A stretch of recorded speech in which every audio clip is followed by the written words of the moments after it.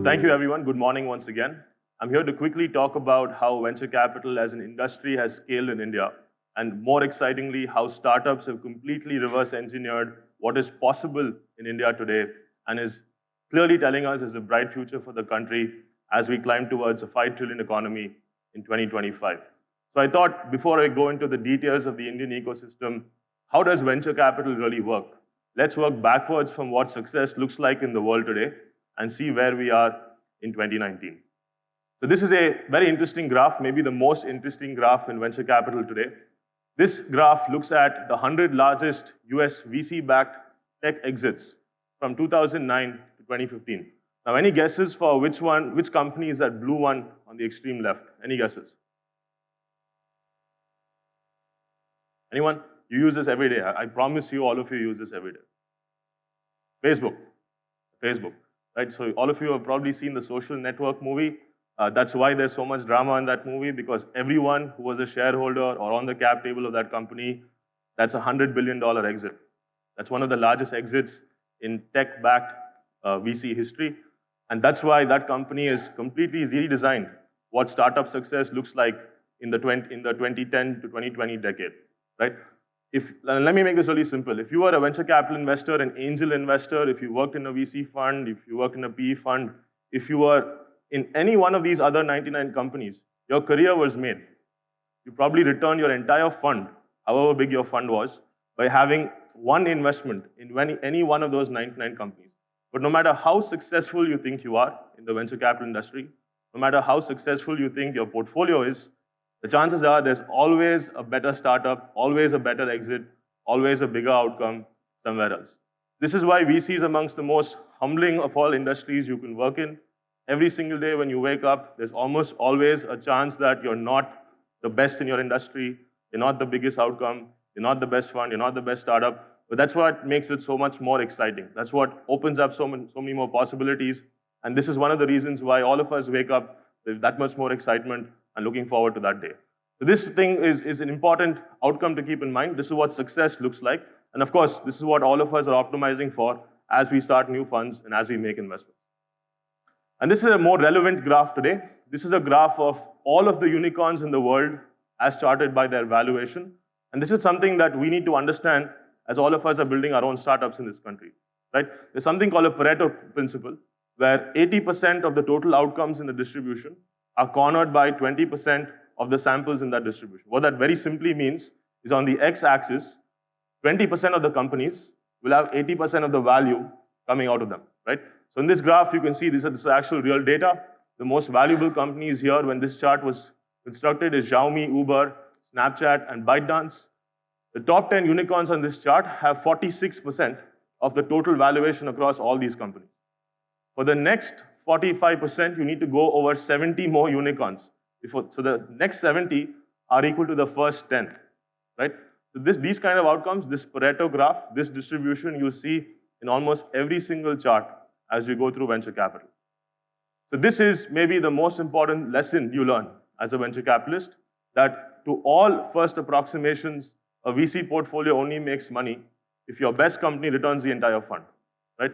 So if your company, number one company on the x-axis, is more than a 10x outcome for you, then all the failures in your portfolio will be accounted for or compensated for because of that one success. And if you don't have that one success, chances are you lost more money than you've made, right? So when you go to raise money, when you speak to VCs yourselves, when you talk to angel investors, I'm sure one of the questions that you're always asked, and you're always scratching your head saying, why am I being asked this nonsense question, is how do I get a 10x outcome from you, right? Everyone's always asking this question, but that's why that question, the answer to that question is so important. That's why the market, the timing, the amount of money you raise, the domain expertise in your team, the technology you're using, the product you're building, the quality of the revenues you're going after, all of those questions and answers go into making you the 10x outcome, hopefully, in someone's product portfolio. This is a very interesting outcome again, and this is a generalized case of what success looks like in the VC environment. So as we looked at companies across the world, and this is a survey done by an early stage investment network called SV Angel, they're based in the Valley. They looked at over 200 companies, and they asked these companies and their co-investors, what are the parameters that contributed to your startup success. And these are the top 5 that came out. Timing is number 1, team and execution number 2, the idea or truth outlier. How different is your idea? How different is your perception of your market? How much more different are you from the competition? The quality of the idea that's driving your company was 3rd. The business model and the competence of your basic understanding of how the financials will work was number 4th. And strangely enough, funding was number 5. Now, I disagree with this. After having spent around a decade in India investing different vehicles, as a group, we've come across a slightly different distribution of parameters in these top 5 variables. Timing is definitely number 1, but we think in India more and more, the amount of funding you raise, who you raise from, and when you raise is usually in number 2 or number 3. So we think timing and team and execution are still number 1, number 2, but funding is right up there competing for the number 2, number 3 spot, right? So this is good to keep in mind as you scale out your company. There are many, many hundreds of things, hundreds of challenges, thousands of problems you need to optimize for every day. But as you zoom out of your day every day and looking at some of the macro things you're coming across as you scale your company up, keep these 5 parameters in mind, how important they are to your company will keep changing. But as a distribution, these are the top 5 you must have a handle over.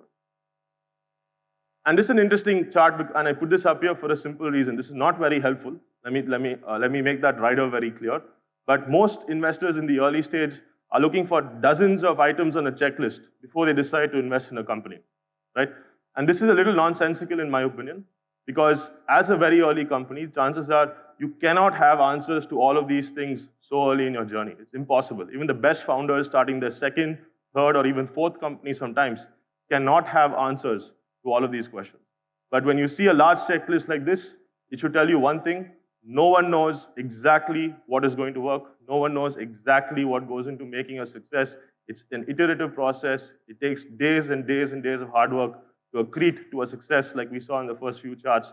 So when you see checklists like this, don't get disheartened.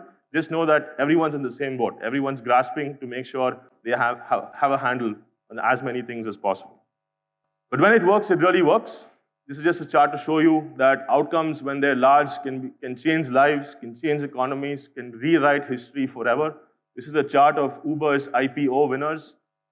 You wouldn't expect Google to have made so much money, but Alphabet as a group was amongst the biggest beneficiaries of the Uber IPO. Benchmark, these guys can retire now. That one investment has returned more than all of the funds they've raised over the last 20 years combined. So that's a terrific outcome for them. SoftBank, of course, you read the news. This has gone down in value for them since. But all of these employees, all the other investors, the hundreds and hundreds of people who are part of the Uber journey benefited from one outcome of this size. So when it works, it really works. And that's something that all of us need to internalize. And this is one of the main reasons why so many people are participating in a startup ecosystem today. And in India, we're not very far behind. Baiju has created several careers for the investors who invested in them. The Aaran Capital team is very close to us. India Quotient has made a 25x return in ShareChat. Oyo's early backers, Sequoia and Lightspeed in India, returned over $1 billion. And Tiger Global, of course, one of their career track record, setting exits in Flipkart when Flipkart got acquired for close to $16 billion. So what's happening in venture capital globally? Because there are so many large outcomes and because so many cycles are taking less and less time for companies to exit, less time for companies to scale up, less time for companies to go global, and companies like DO, of course, are helping startups make it easier and easier for them to scale up. More money is more confident about entering in high-risk areas like venture capital. In 2018, in the last calendar year, the world set a new historical record for venture capital. Over $250 billion entered venture capital across the world in that calendar year. In 2019, we may or may not hit this peak because SoftBank's frothiness has suddenly been called into question. So there is some turmoil in the very late stage, but undoubtedly, there is more capital available for people taking risk and aiming for large outcomes. This is something very interesting. And another very interesting thing about this chart is while there's more money in venture capital than ever before, there are fewer and fewer rounds in which that money is going into.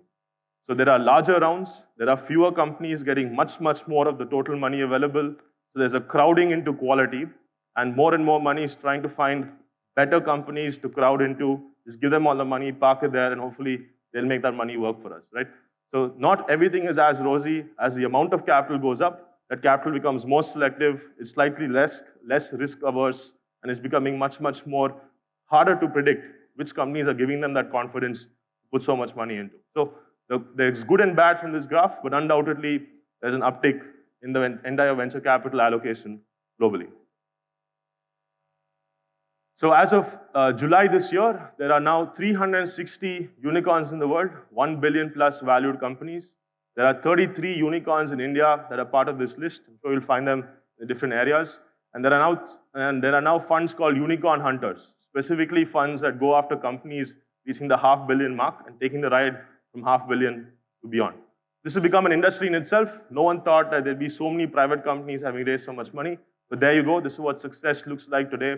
Certainly something that no one predicted even 5 or 6 years back. So how is India doing in all this? And this is where it becomes really interesting for us as part of the Indian ecosystem and the early stage startup community broadly. What's happened over the last decade is India has finally come to its place as a top 5 global economy. In the last 10 years and in 5 years going forward, between 2014 and 2024, Indians will be more than doubling their per capita income. Per capita income crossing $10,000 in PPP terms is a milestone marker in any country's economy historically, because then you have more discretionary income, you have more money to spend on upgrading your lifestyle. There's much more money available for every individual Indian to spend on making their lives better. So we are going to be crossing this milestone this decade. We're in the midst of it. Many of our startups are contributing to that confidence in the Indian consumption class. This is a big achievement, and it's happening right as we speak. In the last 5 years, from 2014 to 2019, smartphone penetration's gone up almost 700%. That's a 7x growth in 5 years. Again, when we started investing in 2011, very few funds had the confidence that Indians would enjoy smartphone penetration of this magnitude. But there you go, that's what's happened, and that's a terrific achievement for us as an economy. In the last 10 years, from 2008 to 2018, our internet users have gone up 10x, from 52 million to over 560 million. 500 million Indians are now on the internet. We're crashing WhatsApp on New Year's. We're beating PewDiePie when we become followers of T-Series on YouTube. This is madness. No one saw this coming, but there you go. 500 million people on the internet from India is something the world is just realizing what a magnitude of an achievement that's become. In the same time period, from 2015 to 2019, the number of digital buyers in India has gone up 300%, from 90 million to 270 million. And on the very end, you'll see maybe the most interesting chart on this graph. In 2014, we were consuming on average 86 MB of cellular data per user per month. 86 MB, these are sub-Saharan rates. I don't know how many of you were around back then. I was in college, but when we were in college, we didn't have too many smartphones. We had Edge. We had those silly Nokia phones where we would download wallpapers and so on. There was not much for Indians to do online. Certainly the best thing on your phone was a better looking version of Snake. But fast forward 5 years on, and look at what's happened in India. We now consume on average 11 GB of cellular data per user per month. Indians are now consuming the highest per capita cellular data anywhere in the world. The US is around 2.2 to 2.3 GB. China is around 2.5 GB in the same period per user per month. So we like to joke in 314 that we went from playing 8-bit Mario to streaming Infinity Wars in 4K in just 5 years. This is an impossible achievement, but there you go. That's what happens in a country like India. Sometimes we just manage the impossible. And because of that kind of access to cellular data now, which is highly democratized, these rates are available to everyone, thanks to Jio and many of the innovations happening. Daily video consumption's gone from 2 minutes in 2012 per person per day to 67 minutes of digital video per person per day. So now we have so much more data. Now we have so much cheaper access. What are we doing with that time? We're definitely watching a lot more video. In the same time period, the Indian economy is also formalized much faster. We now have over 1.2 billion people having an Aadhaar number, over $19.6 billion in UPI transaction value. That's crossed MasterCard in terms of volumes every month. So UPI is now amongst the highest volume protocols anywhere in the world. And the same last four-year period, Indians have opened over 350 million bank accounts. More Indians have joined the formal banking system than anyone thought possible anywhere in the world. All of this happening in the same decade, all of this happening in the same 7 to 10 year cycle is unprecedented, right? And that's why when you see Digital India, the India Stack, GST, all of these policies coming together, these are doing business India has climbed in rankings. We're saving money more and more as government becomes more efficient. We are seeing a higher increase in registered taxpayers. And of course, things like our financial services, Indian mutual funds, AUM, everything is going up rapidly in the same decade. So the formalization of the Indian economy is happening because of technology's contribution in all of our lives. And this is, again, something that all of us must recognize, tap into, and take advantage of. So this is one slide that captures all of the opportunity in India. These four large vectors are coming together in the same decade to give all of us an immensely valuable crucible to build value for each other. We are now finally a top 5 global economy. It took us 70 years since independence, but we're finally here. We're now ahead of France in terms of our nominal GDP. We will beat the UK this year and end up at 2.9 trillion. After 70 years of growing as an economy, we're finally in the top 5. This is a massive achievement. It took us, in my opinion, a little too long to get here. But now that we're here, the only thing left to achieve is becoming top 3. Only Japan and Germany are ahead of us. We should beat them by 2025. And when we're at 5 trillion, we'll be only behind the US and China. And as India claims dominance on the world stage, as Indians, how do we react to this? How do we find a place in the world? How do we build value for ourselves? How do we lift each other up? That is an opportunity that will be seen in our lifetime. Millions and millions of Indians have worked hard to get us here. This is something we must all remember, take advantage of, and use for our future. In the same decade, our enterprise market is now amongst the most efficient in the world. 5 out of the top 10 and 3 out of the top 5 global IT companies are Indian. In the top 5, you have TCS, Infosys, and Cognizant. Now, what happened with these IT companies that's so different? Why is this a big achievement? Take all the big tech companies in the world, or take any consumer company in the world, from Disney to Nike, to Google, Facebook, Microsoft, Amazon. All these companies that are part of our daily lives became very large in their home market first, in the US. They became absolute giants. They became $100 billion companies before they went out and tried to take over the rest of the world, right? But these 5 IT Indian companies, the TCSs, the Infosys, and so on, less than 10% of their annual revenues comes from India. India is not a very large procurer of technology, even in 2019. 90% of the revenue comes from outside the country, right? And still, they're amongst the top 5, 3 out of the top 5, and 5 out of the top 10 IT companies in the world are Indian. The most valuable IT company in the world is now an Indian company, TCS. It beat IBM earlier this year, right? So this is something that's never happened before. No industry in the world has ever achieved this, something of this magnitude this quickly, right? So our enterprise market with the global delivery model that they pioneered is something all of us must take advantage of, learn from, and of course exploit to our advantage. What they've also done as IT companies is trained amongst the deepest pools of talent in IT anywhere in the world. We have 4 million people trained in IT in India. We're second only after the US, which is at 6.5 million.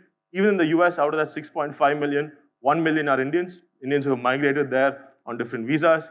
So definitely Indians dominate the technology talent pool anywhere in the world. When we have 4 million people in IT, and we're the second largest IT talent base, with 40,000 startups, now it's not a big leap of imagination to understand that many of those companies will have domain expertise in their teams, they'll have experience selling technology and building technology globally, deploying code in multiple production environments all over the world. This is something that's a big advantage for this country, and that's why India can support so many startups so quickly. And finally, this was a missing piece in orange, but we finally have it. With 500 million people on the internet, 1 billion active phone connections, 160 million smartphones being sold every year, finally all these jigsaw pieces coming together is the big Indian early stage opportunity. This is what all of you are building into. This is the advantage you're exploiting, and that's why India is such an exciting ecosystem to build in. So today, we're the 3rd largest ecosystem in the world as far as startups are concerned. We're 3rd only behind the US and China. 270% growth in 6 years, $140 billion of value created already. Bangalore, Mumbai, and Delhi dominate as startup cities, but Hyderabad, Chennai, Pune, and so on are coming up very quickly. So it's more spread out, it's more diversified, and startups raised $11 billion in 2018, $13.7 billion in 2017. In 2019, we probably raised around 11 to 12 billion. India has now reached a certain scale, and it's very hard to reverse back out of that. Over the last 5 years, since 2014, Indian startups have raised over $50 billion in funding. As we've created 33 unicorns, we've created around 4 decacorns, companies that have crossed 10 billion in valuation, and we have over 40 sunicorns. There's a con for everything. Sunicorns are companies that will be a unicorn or probably be a unicorn in the next 18 to 24 months. This is now a flywheel that's finally cranked. It's got a velocity. No one can stop it. The money keeps pouring in. Market share keeps accreting to these companies. The timing towards becoming unicorns also coming down. And that's why when you look at the unicorn profile in India, these 33 companies, they've raised 28 billion. 912 million is the average money they've raised per company. 60-40 split between B2C, B2B, extremely healthy in my opinion. So not all of this is consumer, e-commerce, discounting sales. And of course, 80% of the money is raised is still in Bangalore and the New Delhi region. But as we see companies splitting off, going across the country, opening new centers in tier 2, tier 3 as well, we're seeing more distribution across different sectors. And this value is being created all across the country. Corporate participation in venture capital is usually a sign that an ecosystem is matured. Because companies like this, especially the bigger ones on the right, are extremely wary of spending balance sheet money on startups. First of all, they don't want to fund their own disruption as much as they write blogs about doing that. And secondly, very importantly, there's only one thing they hate more than investing in startups. It's giving money back to their shareholders as dividend, right? So if they're investing in startups and if corporate participation's gone up so quickly, the only thing to see from this is that they have more confidence that India is a place to build value for them in the future. These are investments. These are not donations. And that's why this kind of participation is showing us even more signs that India is formalizing very quickly. So what's happening with digitization all over the world? With 7.6 billion people in the world, 5 billion people are unique mobile users, and over 4.3 billion are on the internet. India has 1.36 billion people in the country, 1.19 billion are mobile phone subscribers, and 560 million people, over half a billion, are on the internet. India is not far behind. India is now no longer a small sample size. It reflects the universe of the population on Earth, and this is a big achievement that we've come across over the last 5 years. Now, these are the top 30 tech companies that are listed in public markets all over the world today. No doubts here that the United States dominates this list. But now you've seen what China's done. China, over 7 to 8 companies have become global leaders in the last 10 to 15 years. This race to become the top 30 worldwide is something that China has shown us how to do, right? Besides the US and China, there are very few companies from very few countries in this list. There's one from Japan, there's one from Canada, there's one from Argentina, and there's one from Sweden. You can argue Spotify is now more an American company than a Swedish company, but there you go. That's the list that we need to get into. We have not broken into this list yet, but that's the next big challenge for the ecosystem as we scale up. So what does the future of Indian startups look like? It's maybe the most interesting thing all of us should look forward to. As digital becomes a larger part of our everyday lives, more Indians are using digital technology to change their lives irreversibly. As technology becomes a habit, the way you can improve everyone's lives, how does your product or your service embed itself into every Indian's daily life? Those are the questions you'll be asking more and more. And with smartphones, with cellular data, with habit-forming technologies already out there, this is no longer difficult to do. So now, finally, the frictions to market are reducing exponentially every year, and that's why digital has become a part of our everyday lives. And of course, the India Stack has removed any policy or infrastructure limitations for startups to scale. With the India Stack, with Aadhaar, with UPI, with AEPS, IMPS, with eKYC, Digital Locker, and dozens of policy programs like this, as startups get more access to these kind of fundamental infrastructure policies, we don't have to rewrite these fundamentals anymore. We can just build on top of this. Hopefully, they become open access APIs very soon, and more of us have access. But this is undeniably an advantage that only India has built so far. The only equivalent I've seen anywhere else in the world is in Singapore. No other large country, no other large economy has anything even close to this.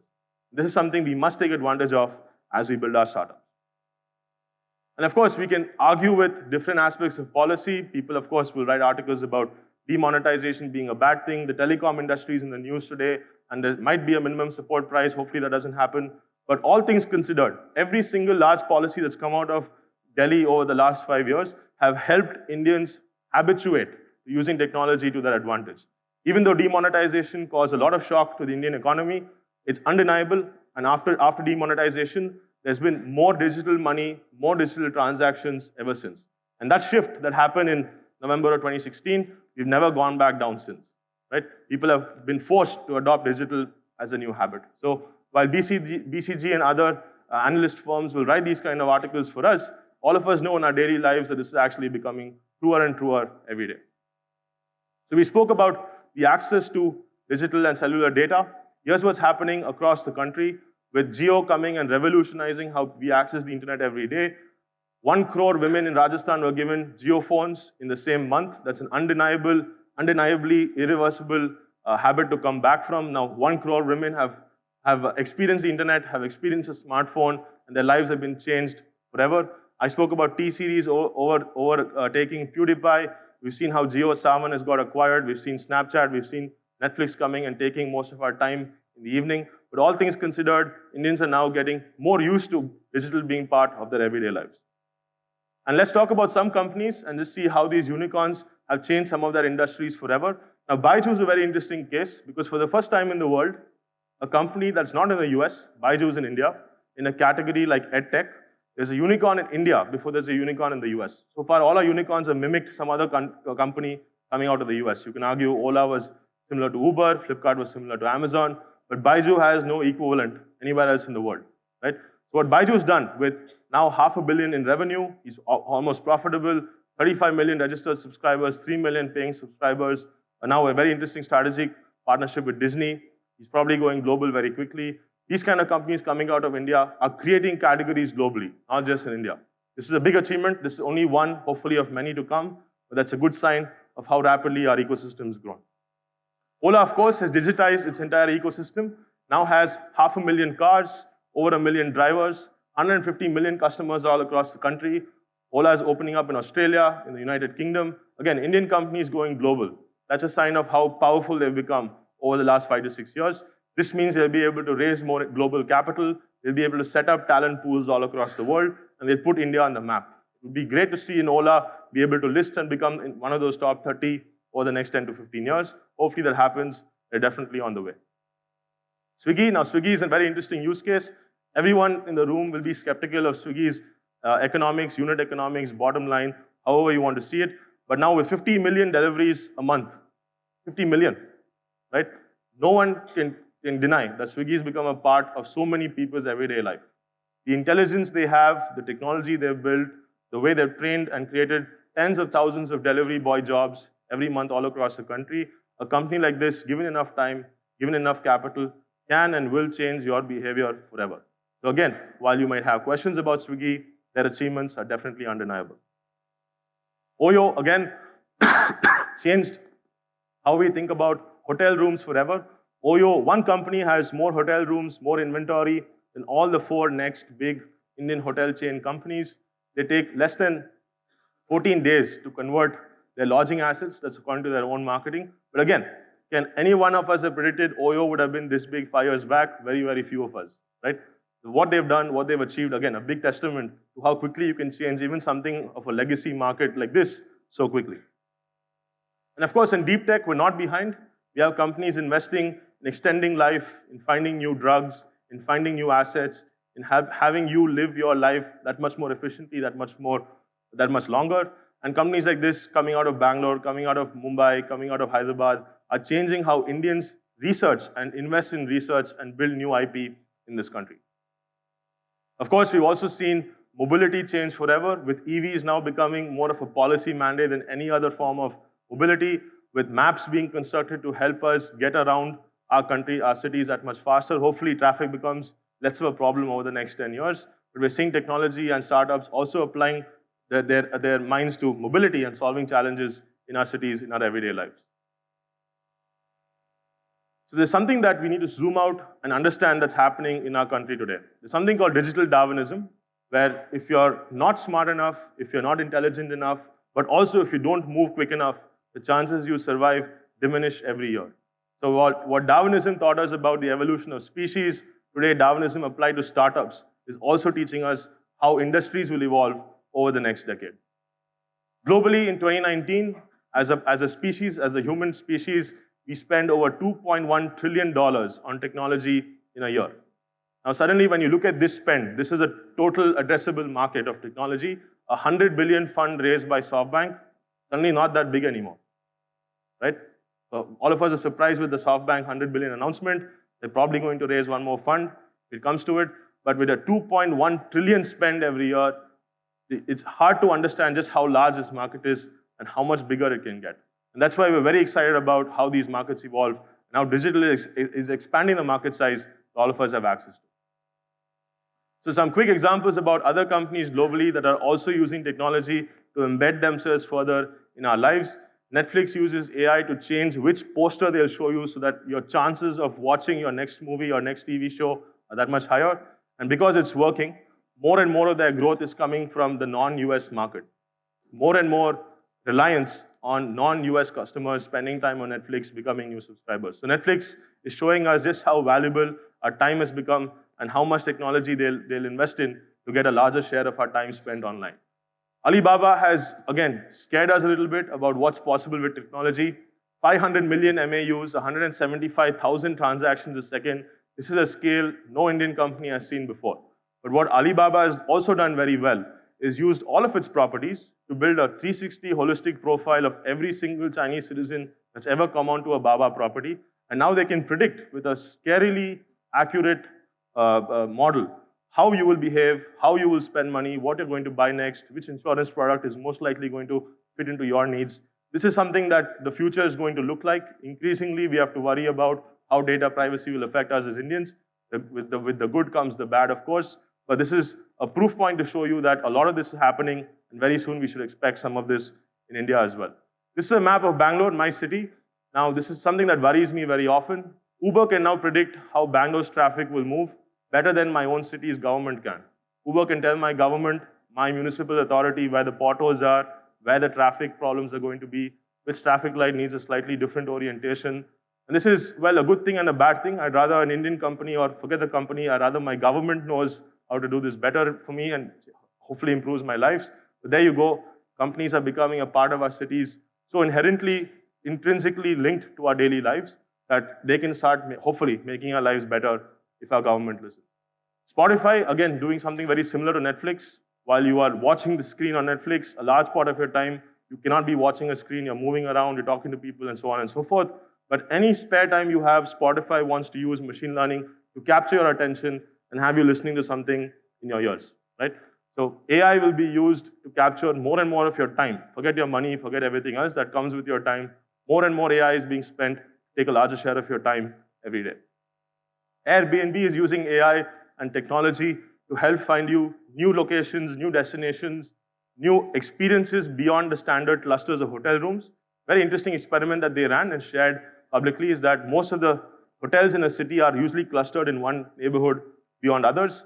But if they're able to access and give you more experiences outside of that cluster, chances are they'll have more customers wanting to spend more money on Airbnb. And today, Airbnb has more inventory than some of the top hotel groups worldwide. It's again a very interesting achievement, and you can see where Oyo gets its inspiration from.